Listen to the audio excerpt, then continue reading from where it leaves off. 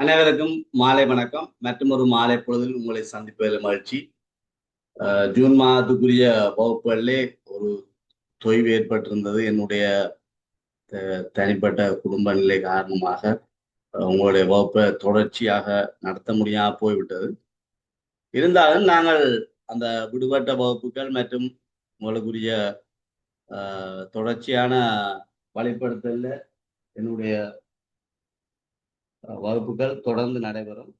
ஆகவே நீங்கள் ஜூலை மாதத்துக்குரிய ஜூன் மாத கட்டணம் செலுத்தியோர் ஜூலை மாதத்துக்குரிய கட்டணத்தை செலுத்த தேவையில்லை. நான் உங்களுக்குரிய வகுப்பு தொடர்ச்சியாக நடத்துவேன்.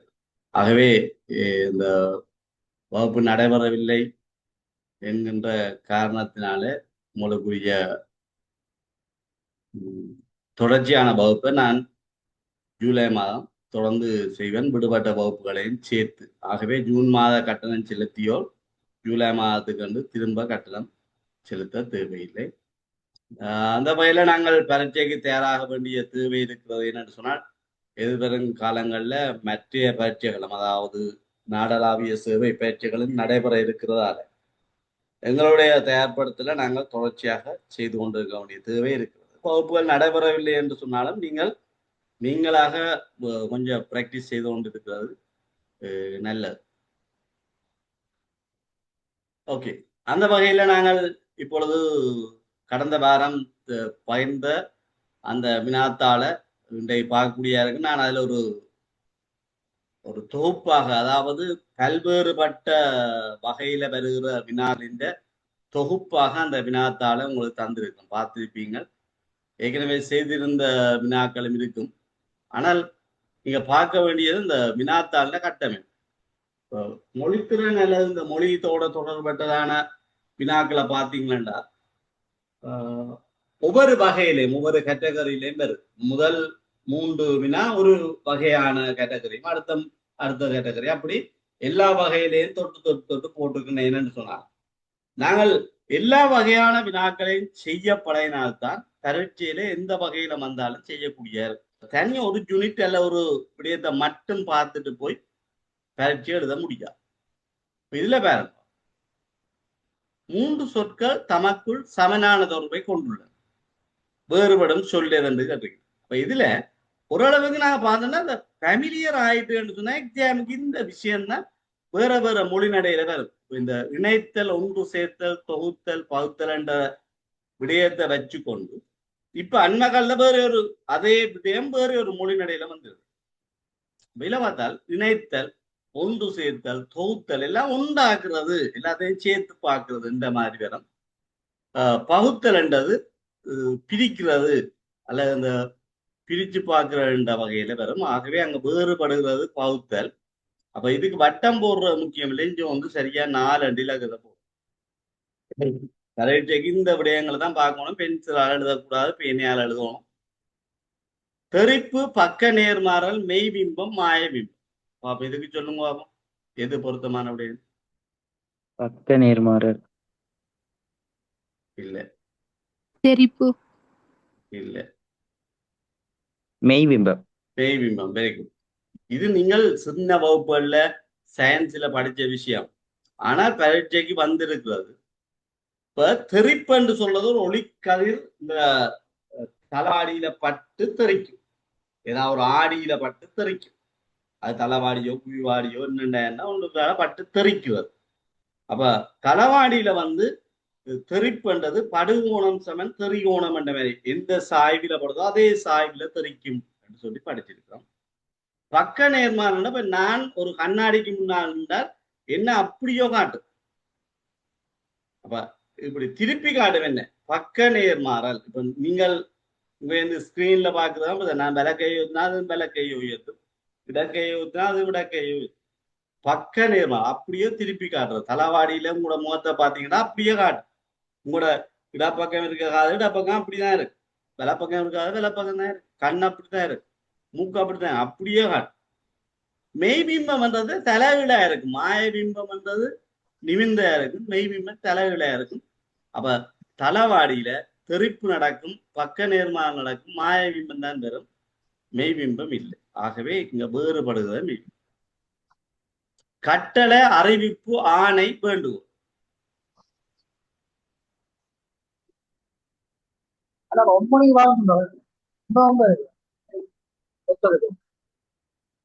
மூன்றாவது கூட சொல்லுங்க. எது வித்தியாசம்? வேண்டுகோள் சார். வேண்டுகோள் என்றால் வேண்டுகோள்ன்றது ரிக்வெஸ்ட், அதாவது நீங்கள் கோரிக்கையாக விடுகிற கோரிக்கை வேண்டுகோள் எல்லாம் நீங்கள் கேட்கிற. கட்டளை என்றா அப்படி இல்லை. என்ன நீதிமன்றம் கட்டளை இட்டது என்று சொன்னா ஒரு ஓர்டர் தான். அந்த கட்டளையை நீங்க மீறல. அறிவிப்பு, அறிவிக்கப்பட்டது, நாடளாவிய ஊரடங்கு அமலுள்ள அறிவிக்கப்பட்டுள்ளது என்ற அறிவிப்பு, அது ஒரு ஓர்டர் மேல். ஆணை, ஜனாதிபதி ஆணையிட்டுள்ளார் அல்லது போலீஸ் மாதிரி ஆணையிட்டுள்ளார் அல்ல அரசர் ஆணையிட்டான் என்றால் அல்லது நீதிமன்றம் ஆணையிட்டுள்ளது என்று சொல்லு. வேண்டுகோள் என்றால் டெங்கு சிரமதான பணிகளில் ஈடுபடுமாறு வேண்டுகோள் விடுத்துள்ளனர் என்றால் அது ரிக்வெஸ்ட், வினயமாக கேட்கிற மாதிரி இருக்கும். அதை நீங்கள் வேண்டுகோளை சில நேரங்கள் நீங்க உதாசீனப்படுத்தலாம். ஆனால் ஒரு ஆணைய, ஒரு கட்டளை, ஒரு அறிவிப்பை நீங்க உதாசீனப்படுத்தப்பட்டால் அதுக்கு எதிராக உங்களுக்கு எதிராக நடவடிக்கை எடுக்கிறது கூட போகலாம். ஆகவே இங்க வேறுபடுகிறது. நாலாவது, இந்த வகையான வினாக்களை நீங்க நம்பி போகக்கூடாது. என்னன்னு சொன்னா அது ஒவ்வொரு வியூல வேறுபடும். இப்ப இதுல அவ்வளவு பெரிய பிரச்சனை வரையில. பொதுவாக நான் எந்த வியூல தான் இந்த வினாவை தயாரிச்சு கூடிய விடைய நான் சொல்லுவேன். இன்னொரு ஆள் தன்னுடைய வியூல தயாரிச்சு கூடிய விடைய சொல்லுவேன். எப்படியா இருந்தாலும் ஸ்கீம் வினா தயாரிச்சு போட்டதுதான் ஸ்கீம். அதுல இதுதான் நீங்க ஒரு தரம் ஒன்று செய்யலாம். ஏனென்று சொன்னால் இந்த போட்டி பயிற்சி வினாத்தாள் ரீகரெக்ஷன் இல்லை, நீங்கள் திருப்பி பார்க்க இயலாது. ஆகவே ஸ்கீம் என்றது பேப்பர் செட் பண்ண போட்டதுதான் ஸ்கீம். ஆகவே இந்த வினாக்கள்ல நீங்கள் அளவுக்கு அதிகமா நேரத்தை விரயமாக கூடாது. தோன்றதை கீறி போட்டு போயிடும். இங்க பாருங்க, வேறுபடும் தொடரும். எல்லாம் ஒரே மாதிரி தான் இருக்குது, ஆனா வேறுபடும் தொடரும். மேடு பள்ளம், காடு நாடு, உயரம் குள்ளம், மலை மடு. மலை மடு. இது அன்றைக்கும் ஒரு குழப்பம் அந்த முதல்வருக்காக டிஸ்கஸ் பண்ணாங்க. மேடு பள்ளம், மேடு உயரமா இருக்கும், பள்ளம்ன்றது கீழே இருக்கும். காடு நாடு உப்பசித்து எதிர்கருத்து தான் கதைக்கணும்.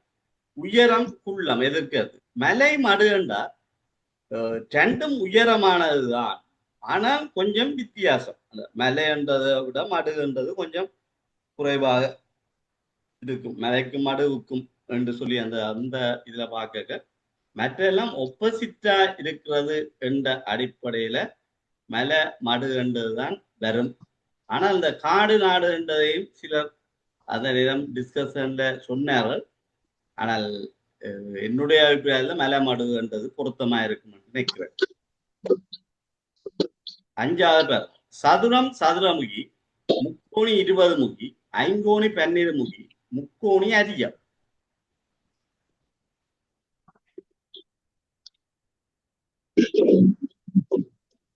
ஐங்கோணி 12 முக்கோணி 20 முகி. சரி, இப்ப எங்க பாருங்க, இந்த முகியண்டு வாரது எல்லாம் முகியண்டு வந்தால் அதை சொல்றது ஒழுங்கான திண்மம். பைதகரசின் திண்மங்கள் என்று சொல்றது ஒழுங்கானதாக இருக்கு. ஒழுங்கான எல்லா முகமும் ஒரே மாதிரி இருக்கு. சதுர முயன்ற எல்லா முகமும் சதுர மாதிரி இருக்கு. 20 முயன்ற எல்லா முகமும் முக்கோணியா இருக்கு. ஐங்கோணி என்ற எல்லா முகமும் 12 முகியா இருக்கு. ஆனால் அரியம் என்றது எல்லா முகமும் முக்கோணியா இருக்கணும் இல்லை. இப்போ ஒரு அரியத்தின் படம், அரியம் என்றா அந்த நீங்கள் பார்த்திருப்பீங்க. இது முறை அரியம்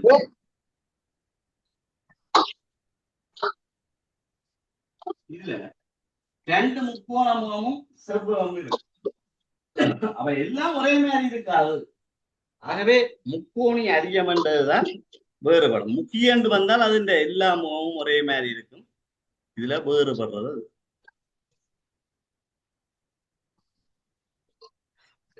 இப்படி மொழித்திறனோட சார்ந்ததாக கொஞ்சம் வினா போட்டுக்கிறேன். பின்னு பார்ப்போம். தொடர்ந்து நாங்கள் மொழித்திறனை பார்த்துட்டு இருக்காம மற்ற விடயங்களை பார்த்துட்டு திருப்பி வந்து விடைக்கிற ரிலாக்ஸுக்காண்டி இதுக்கு வருவோம். இதை பாருங்க, இது இப்ப அண்மை காலத்துல இப்படி வினாக்கள் நிறைய இருக்கு. ஆனால் இந்த வகை வினாக்கள் தான் உங்களுக்கு சவாலாக இருக்கும். என்னென்றால் நாங்கள் பிராக்டிஸ் பண்ணி கொண்டிருக்கிறது ஒரு கரண்ட் சுச்சுவேஷன்ல வார வகை வினாக்களை ப்ராக்டிஸ் பண்ணி கொண்டு சில வேளையில இப்படியும் வந்தது. அப்ப அந்த மாகாணங்கள் நடத்துற பயிற்சிகள்ல இப்படியும் வரும். பரீட்சை திணைக்களத்தின் பரீட்சைன்றதா ஒரு ட்ரெண்டிங்ல இருக்குது. அந்த மாடல்ல தான் நடுக வந்து கொண்டு இருக்கு. ஆனால் இப்படியான பரீட்சைகள் மாகாணங்கள் நடத்துற பரீட்சைகள் அல்லது பரீட்சை திணைக்கள பரீட்சைகளையும் வரும். இந்த வகை வினாக்கள் என்ன சொல்லுதுன்னு 1 to 9 வரையான தரவடைய வாசிக்கும். சில பேர் சொல்லினா தரவு தேவையில்லை, இதெல்லாம் வந்த வினா தானே. அப்படி இல்லை, கவனிக்கணும். ஒரு முறை பயிற்சிக்கு வந்து 1 to 8 வரையான இலக்கங்கள் என்று சொல்லிட்டார். அப்போ 9 அங்க பயன்படுத்துகிறார். வினாக்களை கவனிக்கணும். சில நேரம் 0 to 9 வரையான சொல்லுவாங்க. வினா கவனிக்கணும். 1 to 9 வரை ஒவ்வொரு ஆங்கில எழுத்துக்கும் ஒரு பெருமானம் தான் கொடுக்கணும். இப்படி வந்தால் ஒரு சொல்லின்ற பகுதியாக இன்னொரு சொல் இருக்கு. அதை நீங்கள் இனங்கண்டீங்கன்னா சரி. இங்க பாருங்க, மேன் என்றதுல எம்ஏன் இருக்கு, நேம் என்றதுல எம்ஏன் இருக்கு. இடம் ஒழுங்கு மாறி இருந்தாலும் அந்த எம்ஏன் என்றது இருக்கு. அப்ப எம்ஏஎன் பெருமதி எவ்வளவு?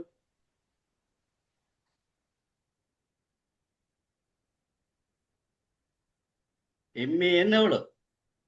9. 9. அப்ப இந்த 9 எத்தனையை சேர்த்தா 10 பேர்? 1 சேர்த்தா அப்ப ஈயொண்டு, அவ்வளவுதான் விஷயம். ஈன்ற பெருமதி உண்டு. இப்ப பாருங்க, அண்ட் சொல்லில இங்க பேண்ட் என்றதுல அண்ட் இருக்கு. அப்ப அண்ட் என்றது 15 என்றா பி எவ்வளவு? 7. 15ஓட 7 சேர்த்தா தான் 22. அப்ப பி 27. அப்ப பி என்ற எழுத்து குறிக்கிறது. இனி பாருங்க,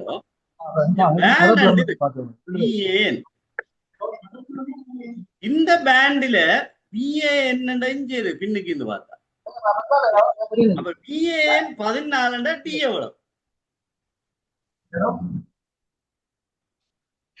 8. 14 மட்டும்தான் 22. அப்ப டி 8. அப்ப 8ஐ குறிக்கும் எழுத்து டி.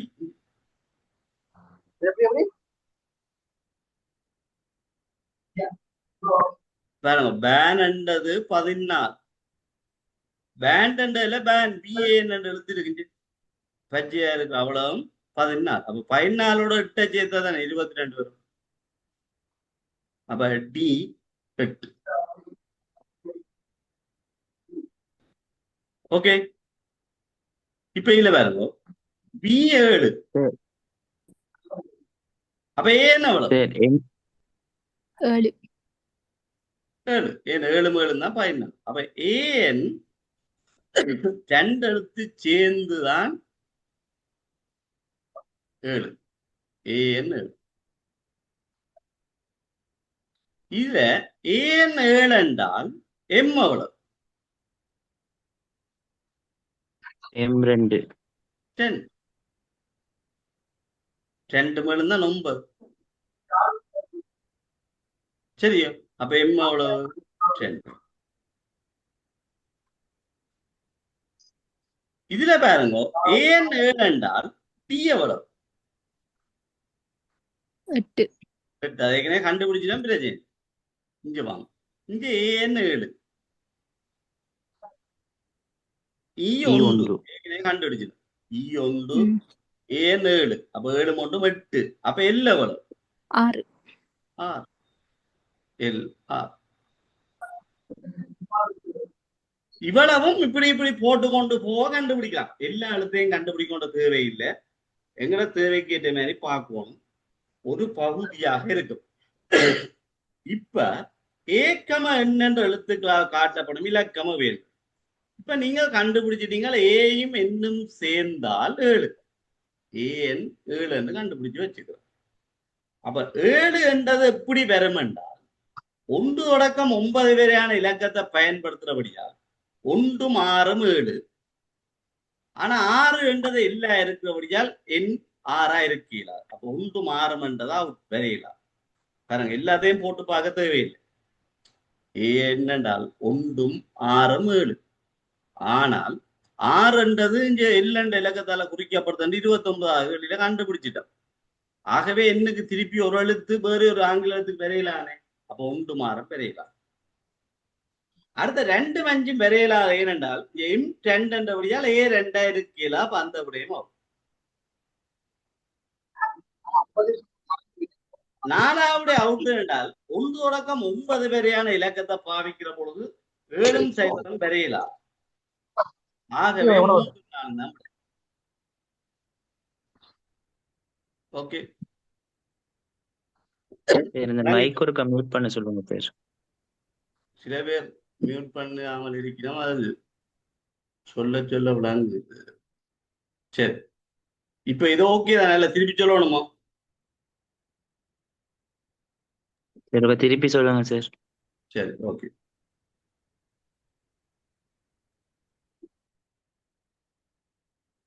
இப்ப நீங்க நானே ஏன் இதை திருப்பி போர்ட்ல எழுதுகிறேன்டா, போர்ட்ல எழுதி செய்யலாம்.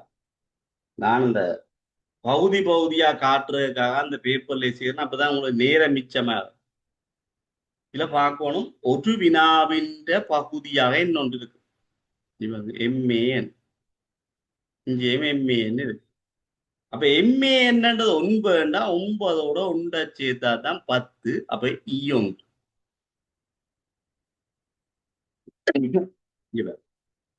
அடுத்தது அண்ட் என்றது ANT. இங்க AND என்று இருக்கு. பேண்டில் AND இருக்கு. அப்ப AND 15 என்றா B 7. 7 15 22. அப்ப B 7. இன்னொரு பக்கத்தால பாருங்க, பேன் என்றது 14. ஏன் இங்க பேண்ட் எண்ட்லயும் பேரண்ட் இருக்கு 14. இப்ப 14ஓட 8 சேர்த்தா தான் 22. அப்ப D8. ஓகே, சரி. அடுத்தது D8 என்றால், இங்க D8 என்றால் AN என்றது 7. ஏயும் என்னும் சேர்ந்து 7. ஏயும் என்னும் 7 என்று சொன்னால் M10. ஏயும் என்னும் 7 என்றால் M10. ஓகே, இங்க ஏயும் என்னும் 7 கண்டுபிடிச்சிட்ட ஏற்கனவே உண்டு. அப்ப 7 3 8. ஆகவே LR. அதை வச்சுக்கொண்டுதான் இங்க இலக்கங்களை குறிச்சாங்க. M2. 8 குறிக்கிறது D. அடுத்தது B என்றது 7.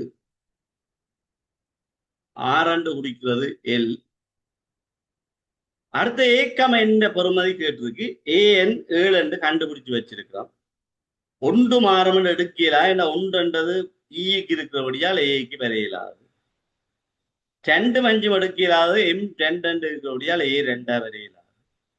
7 0 வரையலாதுன்னா 0 விட எங்களுக்கு இல்லை. 1 தொடக்கம் 9 தான் பாவிச்சிருக்கிறோம். ஆகவே விட 3. ஓகே,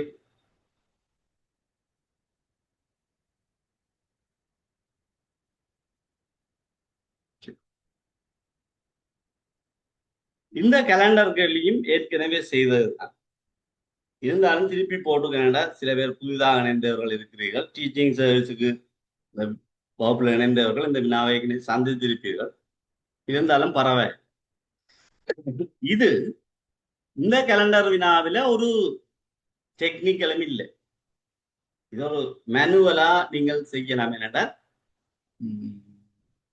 கஷ்டமான ஒரு பகுதி இல்லை. 2024ஆம் ஆண்டு என்று சொல்லி இருக்காங்க.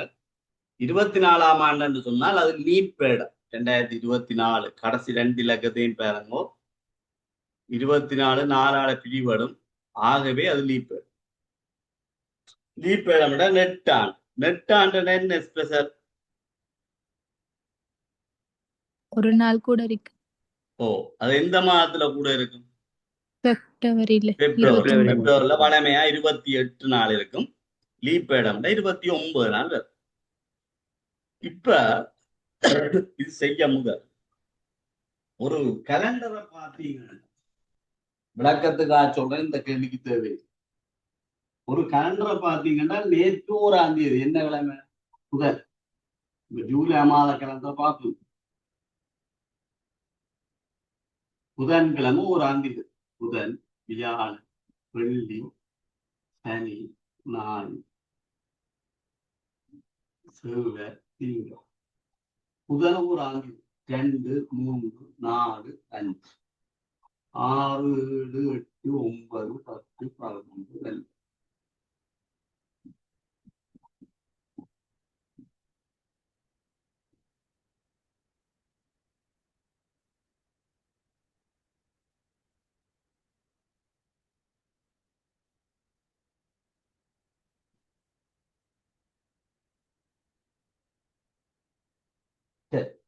இப்ப இப்படி கேலண்டரா முழுசா எழுதுற எக்ஸாம் உள்ள போய் நான் விளக்கத்துக்காக எழுதியிருக்கிறேன். இப்ப சுருக்கி காட்டப்படும் பேர் 1ஆம் தேதி புதன்கிழமை என்றால் 7 நாளைக்கு வார 8ஆம் தேதி புதனார், 7 நாளைக்கு வார 15ஆம் தேதி புதனார், 7 நாளைக்கு வார 22ஆம் தேதி புதனார், 7 நாளைக்கு வார 29ஆம் தேதி புதனார். 1ஆம் தேதி என்ன கிழமையா இருக்கோ 29ஆம் தேதியும் அதே கிழமையாக ஒரு கலண்டர் என்ன திகதியில தொடங்குதோ அதே திகதி தான் 29ஆம் தேதி. 7 நாளைக்கு பிறகு ஒரே நாள் தான் பெறும். அது முதல் தெரியும். இது தெரிஞ்சால் இந்த வினா செய்யலாம். பொதுவா என்ன நாள் தொடங்குதோ அது 5 இடம் பெறும், அடுத்த நாள் 5 இடம் பெறும், அடுத்த நாளும் 5 இடம் பெறும். 31 நாளை கொண்ட மாதம் வேண்டாம், 30 அப்ப 7 நாளைக்கு பிறகு அதே திகதி பெறும் ரெண்ட விடயம் விளங்கினாச்சு. இங்க வேறு 1ஆம் தேதி திங்கள் என்றால் 29ஆம் தேதியும் திங்கள், அதாவது எழுதியே காட்டி இருக்கிறது. 29ஆம் தேதி திங்கள் என்றால் 30 செவ்வாய், 31 புதன். ஓகே, அப்ப ஜனவரி இறுதி நாள் புதன். ஜனவரி புதன்ல முடிஞ்சால் பிப்ரவரி என்ன நாள்ல தொடங்கும்? வியாழன். பிப்ரவரி வியாழன் 29ஆம் தேதி என்ன நாள? வியாழக்கிழமை. திருப்பி எழுதி பார்க்க கூடாது. 1ஆம் தேதி 29ஆம் தேதி ஒரே நாள். இங்க 29 வரும் ஏனென்றால் 2024 லீப் பேடம். அப்ப அந்த மாதத்துல கடைசி நாள் என்ன கிழமை? வியாழன் தான். வியாழன் தான். ஏண்டா வியாழன். வியாழக்கிழமை மாதம் முடிஞ்சா மார்ச் 1 என்ன கிழமை? வெள்ளி. மார்ச் 1 வெள்ளி என்றால் இறுதி நாள் என்ன வேறு? ஞாயிறு. ஞாயிறு. இப்ப நான் 29ஆம் தேதி எழுத மாட்டேன். ஏன்? எங்களுக்கு தெரியும் முதலாம் நாள் என்னவோ அதான் 29ஆம் நாளும் பெறும். 29 வெள்ளி என்ன 30 சனி, 31 ஞாயிறு. அப்ப ஏப்ரல் 1 திங்கள். திங்கள். ஏப்ரல் 1 திங்கள்னா அந்த மாத கடைசி என்ன வேறு? செவ்வாய். செவ்வாயா இருக்கும். ஏனென்றால் 29ஆம் தேதி திங்கள், அப்ப 30ஆம் தேதியில மாதம் முடியுது செவ்வாய். அப்ப மே 1 மே தினம் 30 புதன். புதன். அப்ப மே 31 என்ன கிழமை? வெள்ளி. வெள்ளி. ஏன் 29ஆம் தேதி புதன், அப்ப 30 வியாழன், 31 வெள்ளி. வெள்ளி என்றா ஜூன் 1 சனி. ஜூன் 1 சனி என்றா ஜூன் 30 ஞாயிறு. ஜூன் 30 ஞாயிறு என்றா ஜூலை 1 திங்கள். ஜூலை 1 திங்கள் என்றா ஜூலை கடைசி புதன். அப்ப ஆகஸ்ட் 1 வியாழன். அப்ப ஆகஸ்ட் 31 சனி. ஏனென்றால் ஜூலை ஆகஸ்ட் 31 சனியில முடிஞ்சா ஞாயிறுல தொடங்கும் அடுத்த மாதம். ஞாயிறுல தொடங்கினா அந்த மாதம் திங்கள்ல முடியும். ஏன் பிப்ரவரியில 30 நாள் தானே. அப்ப திங்கள் என்றால் அக்டோபர் செவ்வாய். செவ்வாய் என்றால் முடிகிறது வியாழன். வியாழன் என்றால் நவம்பர் வெள்ளியில தொடங்கும். வெள்ளியில தொடங்கினால் சனியில முடியும். சனியில முடிஞ்சால் ஞாயிறுல தொடங்கும். ஞாயிறுல தொடங்கினா அந்த வருஷம் செவ்வாயில முடியும். ஏன் 29ஆம் தேதி ஞாயிறு, 30 திங்கள், 31. அப்ப இதுல 29 நாளே நீ எழுத மாட்டேன்னா, ஏன்னா எழுதி கொண்டிருக்க தேவையில்ல. அதே திகதியான வேற முதலாம் நாளும் 29ஆம் நாளும் ஒரே நாள. இப்ப பாரு, இதுக்கிடையே ஒரு தொடர் இருக்கு. அதை நான் சொல்றேன். இந்த கேள்விக்கு தேவையில்ல நான் சொல்றேன். பாருங்க, ஒன்றும் தெரியாதாக்கள் கலண்டர்ல இந்த போனஸ் நாளை வச்சிருக்கோம். போனஸ் நாள் என்னென்றால் ஒரு மாதத்துல ஒரு கிழமையில 7 நாள், அப்ப 4 கிழமையும் மிச்ச நாள் 4 28 மிச்சம் 3 31 3 30 மிச்சம் எவ்வளவு? 2 2 29 மிச்சம் எவ்வளவு? 1 1 அதைத்தான் நான் போனஸ் டே என்று சொல்றேன்னா. ஜனவரி திங்கள் என்றால் பிப்ரவரி ஜனவரியில 31ஆம் தேதியே கிடக்கும். ஜனவரி 31 கிடக்கும். அப்ப 4 கிழமையும் 3 நாள். அப்ப திங்களோட 3 கூட்டம். செவ்வாய் புதன் வியாழன். பிப்ரவரி 1 வியாழன். பிப்ரவரில இருந்து மார்ச் போக 2024 பிப்ரவரி ஒரு நாள் வரும். 29 வரும். அப்ப வியாழனோட 1 கூட்டினா வெள்ளி. அப்புறம் மார்ச்ல இருந்து ஏப்ரலுக்கு போக மார்ச் 31. அப்ப போனஸ் டே எத்தனை? 3 3. அப்ப வெள்ளியோட விட்டுனா சனி ஞாயிறு திங்கள். சரி.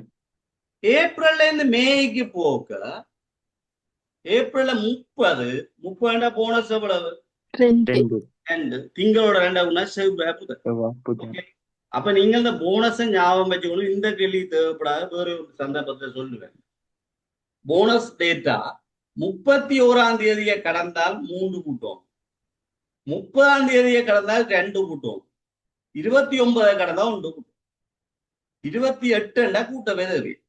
சரி, இப்ப கேள்விவாங்க. 5 வார இறுதி நாட்களை கொண்ட மாதம். 5 வீக்கெண்ட் இருக்கும்.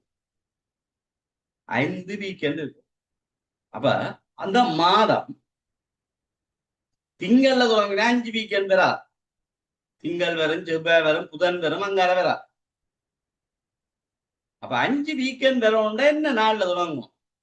புதன்ல தொடங்கினாலும் வரா.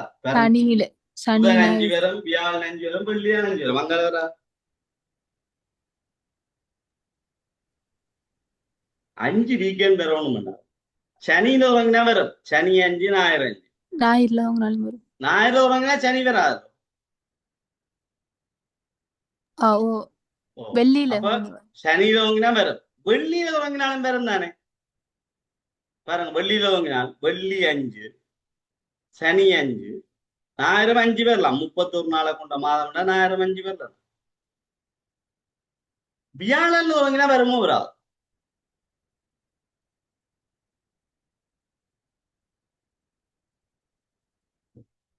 வராது. வியாழன் 5, சனி மட்டும் வெள்ளி வரும். 5, சனி 5 வரும், ஞாயிறு வராது. 5 வாரதுனால 5 சனி ஞாயிறு வரும். அப்ப நீங்கள் ஜனவரி யோசிக்கிறது தேவையில்லை, திங்களோட வந்து பிப்ரவரியும் தேவையில்லை. மார்ச் வருமோ வராது? வரும். வரும். ஏனென்றால் மார்ச்ல 31 நாள், வெள்ளியில தொடங்கினா 5 வெள்ளி, 5 சனி, 5 ஞாயிறு. அப்ப 5 சனி ஞாயிறு வருது. அப்போ வரும். திங்கள் பார்க்க தேவையில்லை, புதன் பார்க்க தேவையில்லை. ஜூன் வருமோ வராது?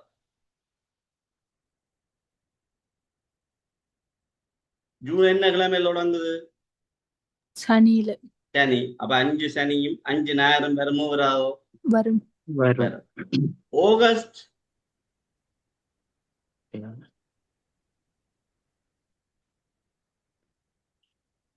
ஆகஸ்ட் வருமோ வராதோ? வராது. வராது. வியாழன் வியாழன் வெள்ளி சனி ஞாயிறு வராது. சான்ஸே. செப்டம்பர் வராது. சனியில வராது. அக்டோபர் வராது. நவம்பர் வரும். வெள்ளிக்கிழமை தொடங்கும். வெள்ளி. ஆனா சிக்கல் இருக்கு. நவம்பர்ல எத்தனை 30 நாள் தான். 30 நாள். அப்ப வெள்ளி 5 சனி 5 ஞாயிறு இல்ல. வராது. அப்ப வராது. டிசம்பர் வராது. அப்ப இங்க 5 வீக்கெண்ட் வரக்கூடிய, 5 வார நாள், 5 சனி ஞாயிறு வரக்கூடிய சொன்னா எத்தனை மாதம்? 2 மாதம். 2 மாதம். அடுத்து வரணும். சனி ஞாயிறு தினங்களில் ஆரம்பமாகும் மாதங்கள் எத்தனை? சனி ஞாயிறுல தொடங்கணும். கொஞ்சம் பாருங்க. சனி ஞாயிறு தொடங்க மாதம் ஜூன் 1, செப்டம்பர் 1, டிசம்பர் 1. அப்ப எத்தனை மாதம் இருக்கு? 3. சனி ஞாயிறுல தொடங்குறேன்னு சொன்னால் ஒரு மாதம் 2 நாள்ல தொடங்கிறாது. அப்ப சனி அல்ல ஞாயிறு தான் பார்ப்போம். கவனமா இருக்கு. மேலுள்ள நாட்காட்டியில் குறிப்பிட்டுள்ள 3 திகதிகளும் ஒரே தினமாக அமையக்கூடிய மாதம். 3 திகதி என்றால் முதலாம் நாள், 29ஆம் நாள், இறுதி நாள். இந்த 3 திகதியும் பிப்ரவரி ஒரே நாளா வரக்கூடிய மாதம் எது? பிப்ரவரி பிப்ரவரி.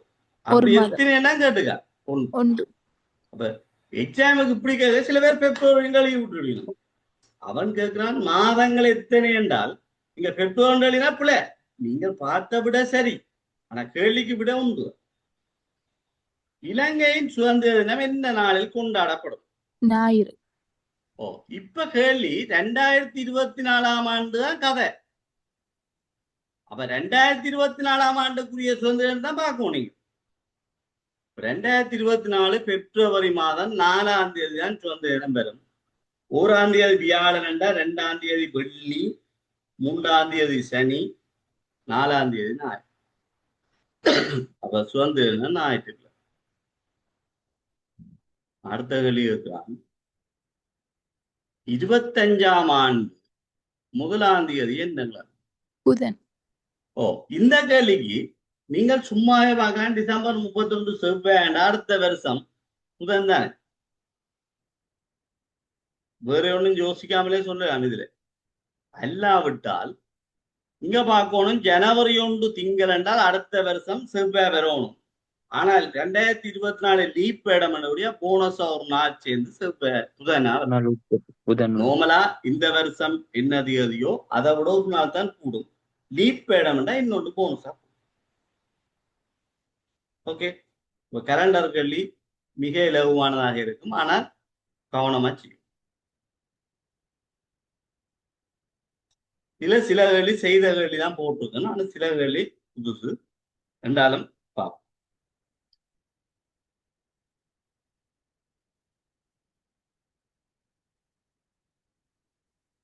நான் அந்த ஓர்டர்ல செய்ய மாட்டேன். ஏனென்றால் எக்ஸாம்ல நீங்க விடுறப்புல ஓர்டர்ல செய்ய வலிக்கிட்டு சுகமான வினாக்களை எல்லாம் இழக்கிறீங்க. அதெல்லாம் மாறி மாறி செய்யணும்னா நீங்க இப்படிதான் செய்யும். 63வது இலகுவான வினா. பெருமானம் யார்? சொல்லுங்க. பூஜ்ஜியம் ஏன்?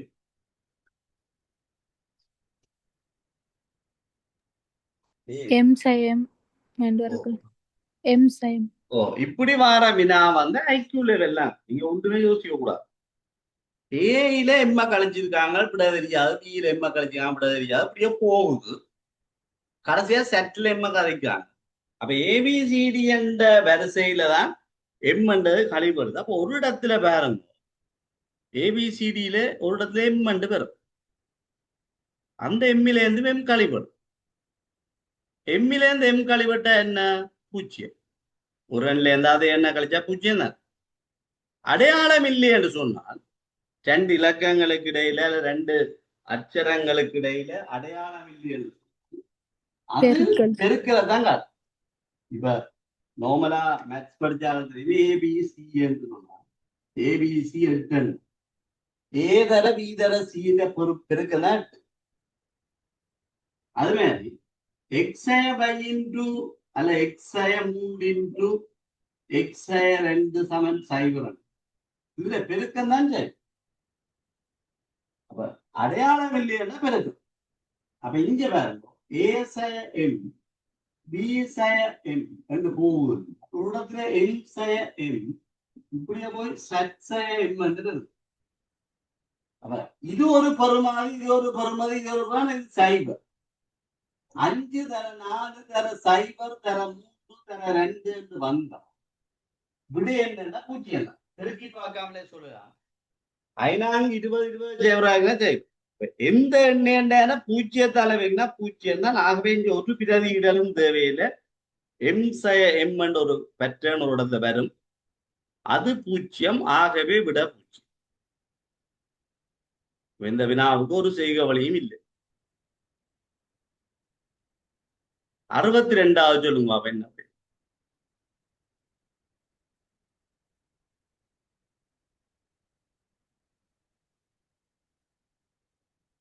அதுவும் அதேதான். ஏலெவல் மேத்ஸ்காரர் சொல்லுவினம் மீதி தேற்றம். எங்களுக்கு அது ஒண்ணும் தெரியும். கேள்வி 13ஆல் வகுத்தால் என்று கேட்கிறார். எல்லாத்திலேயும் 13 மடங்கு இருக்கு. 169 13 மடங்கு, 117 13 மடங்கு, 91 13 மடங்கு. அப்ப எல்லாத்தையும் பிரிக்க 13ஆல பிரிபடும். ஆகவே இந்த கடைசியா கூட்டுப்படுற 23 13ஆல பிரிச்சா காணும். 23 13 ஒரு 13 மிச்சம் எவ்வளவு? 10. அப்ப விட 10. இப்ப கடைசியா கூட்டப்பட்டிருக்க இலக்கம் தான் 13 மடங்கு இல்லை. ஆகவே 13. இதே பேட்டர்ன்ல இன்னொரு கேள்வி மாறது. இந்த 13 வச்சு சொல்றோம். ஒரு எண்ணெய் 91ஆல பிரிச்சால் 30 மீதியா வரும். அப்ப 13ஆல பிரிச்சால் மீதியா வரும். 91ஆல பிரிச்சால் 30 மீதி, 13ஆல பிரிச்சா மீதியா வரும். இந்த கேள்வியில இப்ப சொன்னேன் 13 மடங்கு தான் 91 சொல்லி. 4. இது மடங்காக இருந்தால், இது இந்த மடங்காக இருந்தால், நீங்க இந்த 30 13ஆல பிரிச்சு விடைய சொன்னா 13 26 மிச்சம் 4 மீதியா. அதாவது கேட்கப்படுகிற வினாவும் தரப்பட்ட தரவும் மடங்காக இருக்கு. இது 13 இது 91. அப்ப 13 மடங்கு 91, 17 91. ஆகவே 30 13 பிரிச்சா காணும். ஓகே, இந்த வினாவோட தொடர்பட்ட வினாவுடைய அதையும் சொன்ன 61 சொல்லுங்க. அதான் மெனாக்கடுங்க சொல்லுங்க.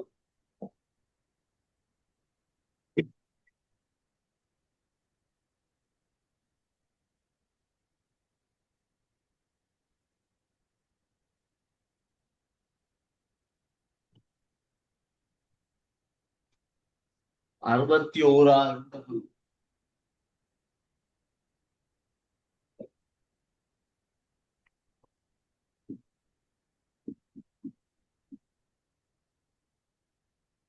சரி, 2 வழி சொல்லுது. 2 வழி சொல்ல செவ்வகம் சதுரம் எல்லாத்துக்கும் பொருந்தும். 20 வீதத்தால குறைக்கப்படுதுன்னு சொன்ன. குறைக்கலன்னா மைனஸ். 40 வீதத்தால அதிகரிக்கப்படுதுன்னா பிளஸ் 40.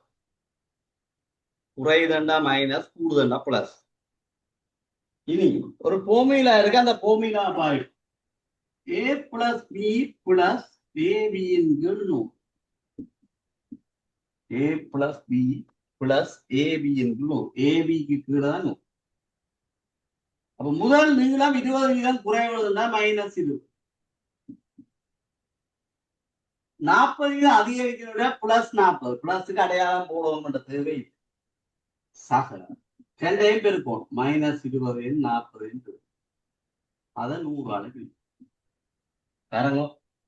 கூடுதல் பிளஸ், குறைதா மைனஸ்.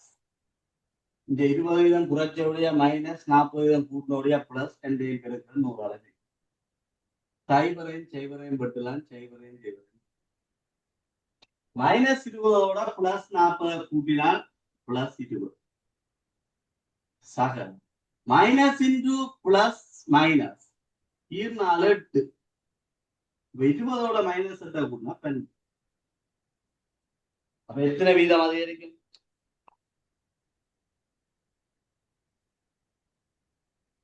12 வீதம். 12 வீதம். இதே கேள்வியை இந்த சூத்திரம் பாடமாக்காமலும் செய்யது.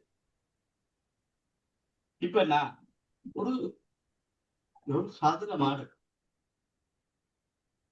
செவ்வகம் என்றால் நீங்கள் செவ்வகமாக்குறோம் இல்லை பிடிக்குது. பிறகு நீளம் 100 அகலம் 100. சதுரத்துக்கு தானே சார் அப்படி, செவ்வகத்துக்கு நானும் ஷார்ட்கட் தானே. அப்ப எதையும் பயன்படுத்தலாம், அப்படியும் பயன்படுத்தலாம். பரப்பளவு நீளம் 100 அகலம் 100. இப்ப வேற 20 வீதம் குறைக்கிறேன்னா 100 எத்தனை ஆகுது?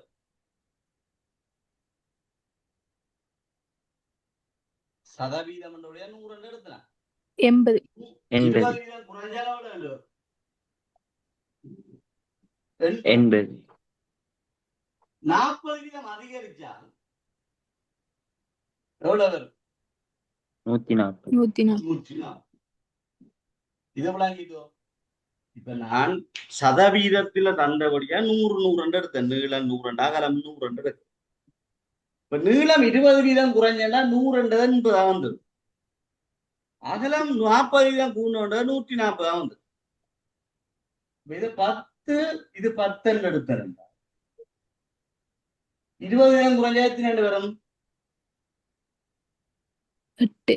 8. 100 80. அப்போ 10 8 சைபர் அழிக்கிறது.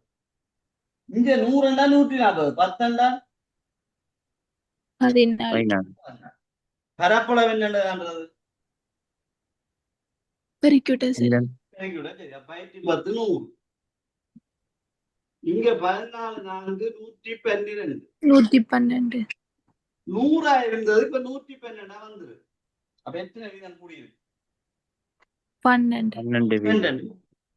100க்கு 12. ஏதாவது ஒரு வழியில நீங்க இந்த வினா அப்படி எழுதலாம். ஆனால் ஒன்று சுத்தத்தை பாடமாக்கி வச்சுக்கணும். இல்லையாண்டா இப்படி படங்குருச்சு. ஓகே, சரி. இப்ப பாருங்க, 60வது இது மிளகுவாச்சியல் 2 பேர்டையும் மொத்தமா 150 இருக்கு.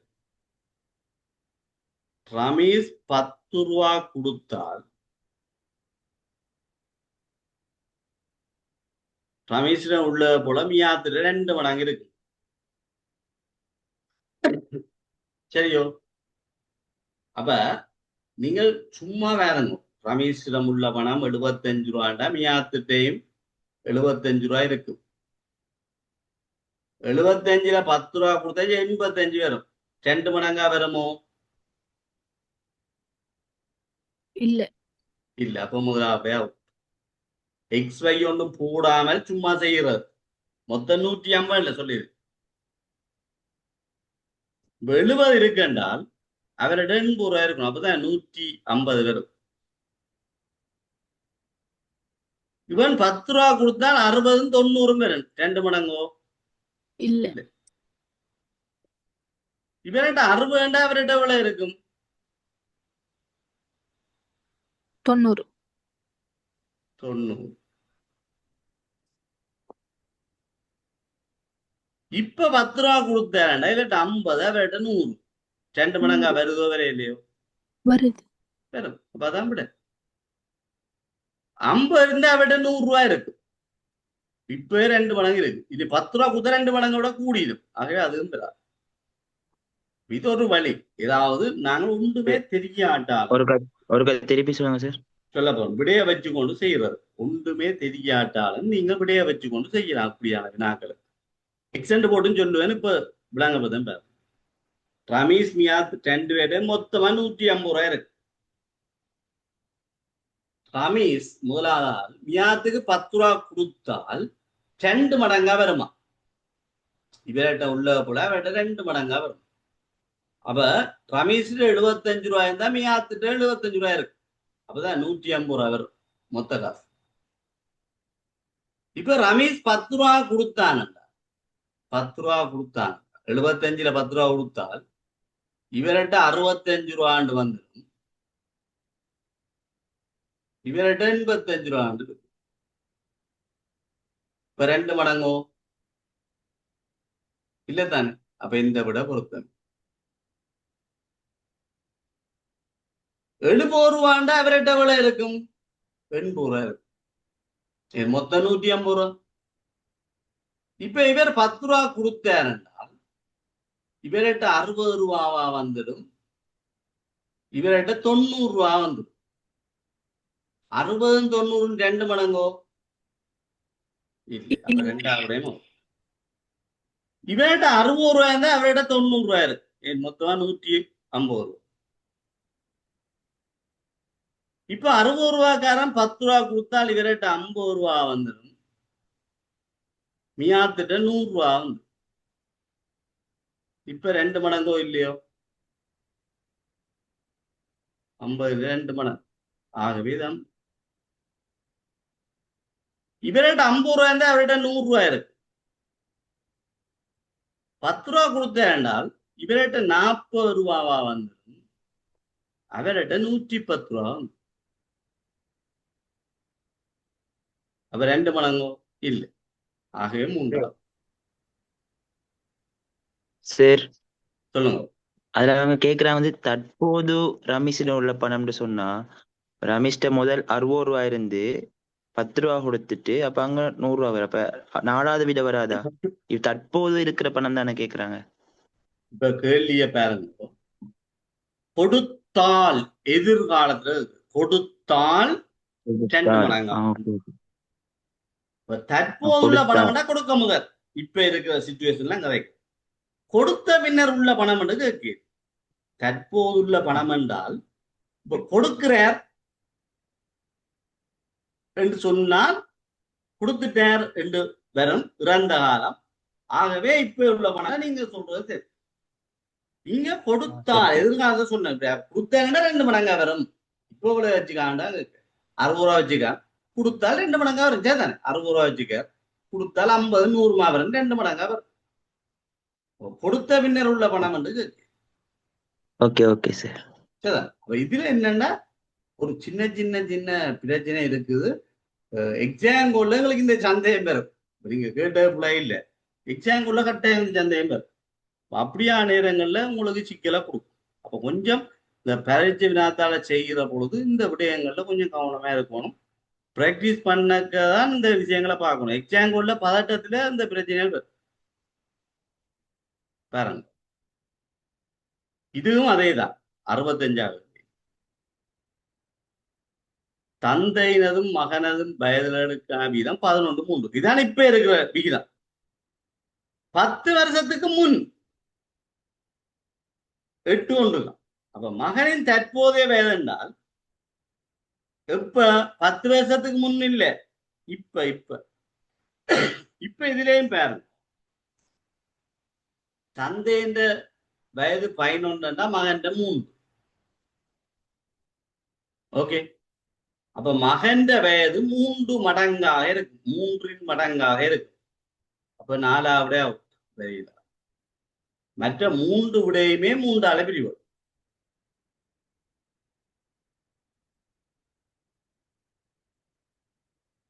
அப்ப இங்க விட கண்டுபிடிக்கிறது இந்த குறுக்கு வழி சரி வரா. 3 விட 10 வருஷத்துக்கு முன் என்றால் 10 குறை. இவருக்கு 2 வயதா இருக்கும் மகனுக்கு அந்த நேரம். இதுல 20 இருக்கும். இதுல 5. ஆனா அந்த நேரம் விகிதம் உண்டு. எல்லாம் உண்டால பிரிவடும் இல்லோ. அப்ப எந்த விடைய எடுக்கிறது? இங்க அந்த ஷார்ட்கட் சரி வரா. இந்த கேள்விக்கு இந்த ஷார்ட்கட் சரி வருது.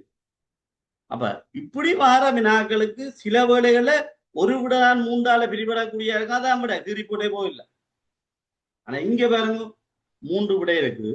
சரி 10 வருஷத்துக்கு முதல் பார்ப்போம்டால் எல்லாத்தையும் 10 குறைச்சி போட்டதான் ஒரு பங்குண்டால் எல்லாம் உண்டால பிரிபடக்கூடிய என்ன இருக்கும். அப்ப அதுன்னு சொல்லல. இப்ப இந்த வினாவுக்கு செய்க வழி வரும். இதுக்கு நீங்க ஷார்ட்கட்டை பயன்படுத்தலாம். 4 விட வந்தால் ஷார்ட்கட் பயன்படுத்தலாம். ஆனா இந்த வினாவில் அதுவும் தெரியுது. அப்ப 11:3 இருந்த 8:1 வருது. 10 வருஷத்துக்கு முன் 10 வயது குறைஞ்சு. அப்ப தந்தை மகன் வயது விகிதத்தை பாரு. இது தந்தை, இது மகன். இப்ப தந்தைக்கு 11x மகனுக்கு 3x இருக்கு. 11 3 11x 3x. 10 வருஷத்துக்கு முதல் என்ன அப்பாவுக்கு 10 வயது குறைஞ்சா பிள்ளைக்கு 10 வயது கூடும். உங்களுக்கு 10 குறையும், எனக்கு 10 குறையும், எல்லாருக்கும் 10 வயது குறையும். அப்ப அப்பாவுக்கு 11x என்றால் இப்ப அப்பாவுக்கு எத்தனை வயதா இருக்கு? 10 வருஷத்துக்கு முதல் 11x 10 குறைஞ்சிது. மகனுக்கு எத்தனை வயதா இருக்கும்?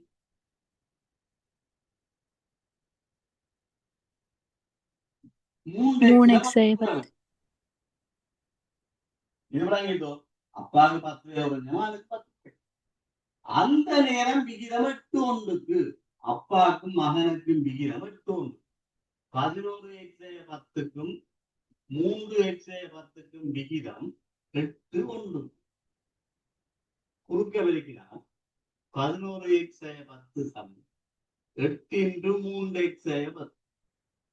இது ஒன்றாக விளக்கப்படும். அதற்காக அடக்கணிக்கிறா 11 எக்ஸ் 10 சமம் 24 எக்ஸ் 8 19. இப்ப எக்ஸ் ஒரு பக்கம் கொண்டாங்க, இலக்கத்தை ஒரு பக்கம் கொண்டாங்க. -80 இங்க வந்தா +80 10.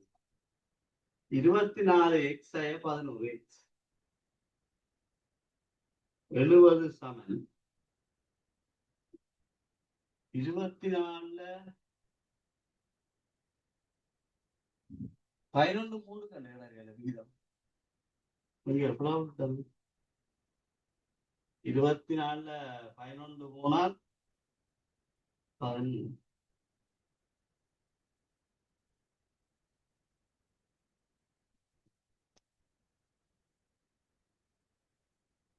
இப்படியே வருது. இங்க ஒரு பிளேயர். அப்ப எக்ஸ் வந்து 70 × 12 பேரா கேள்விப்படும். இங்க விகிதத்தில் ஒரு பிள்ளை நடக்கும். 11 3 8 1. ஓகே,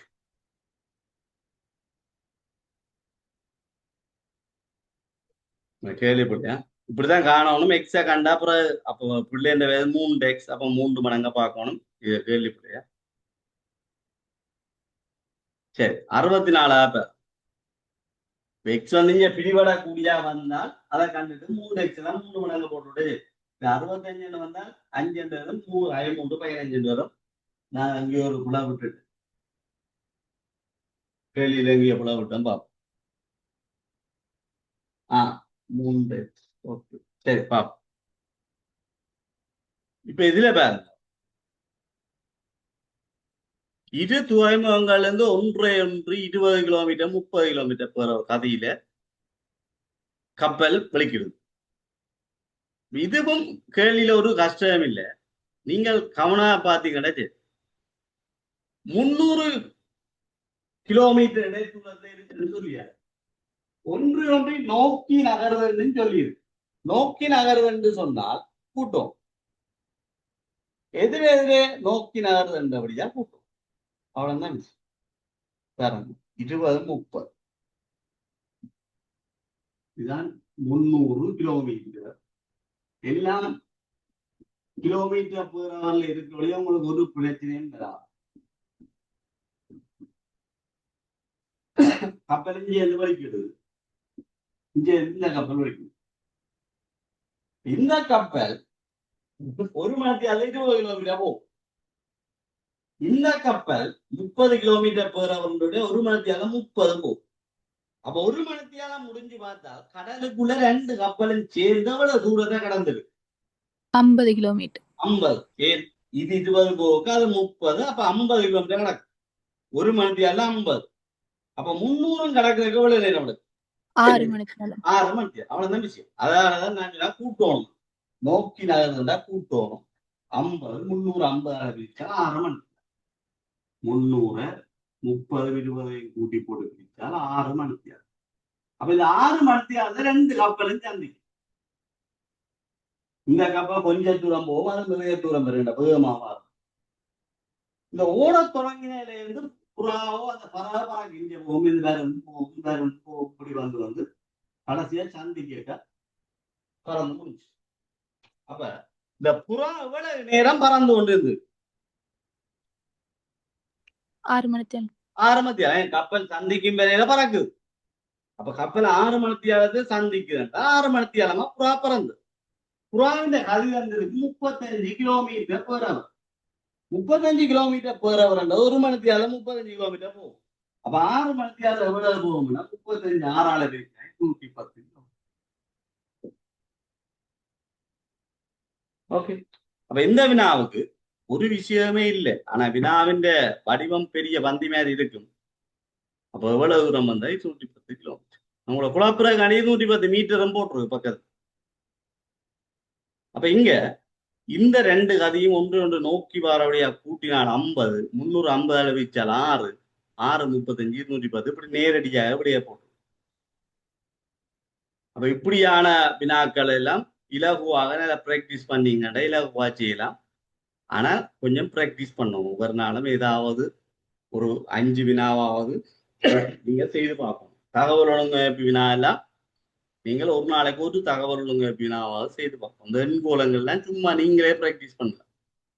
ஓகே, எஞ்சிய வினாக்களை அடுத்த வகுப்புல செய்வோம். அடுத்த வகுப்பு நாளைக்கோ நாளாண்டைக்கோ ஒரு இரவு போடுவேன். நான் சொல்றேன், என்னுடைய ஒரு வீட்டு 2 வைத்தியசாலையில் இருக்கிறதால கொஞ்சம் நெருக்கடியா இருக்கிறதால தான் உங்களோட வகுப்புகளை தொடர்ந்து நடத்த முடியாது இருக்கு. இருந்தாலும் அந்த ஜூலை மாதம் கொஞ்சம் நெருக்கடியா உங்களை கிளாஸை போட்டு நிறைவு செய்வேன். இன்றைய வகுப்பு இதோடு நிறைவு செய்வேன். நன்றி. Okay, thank you.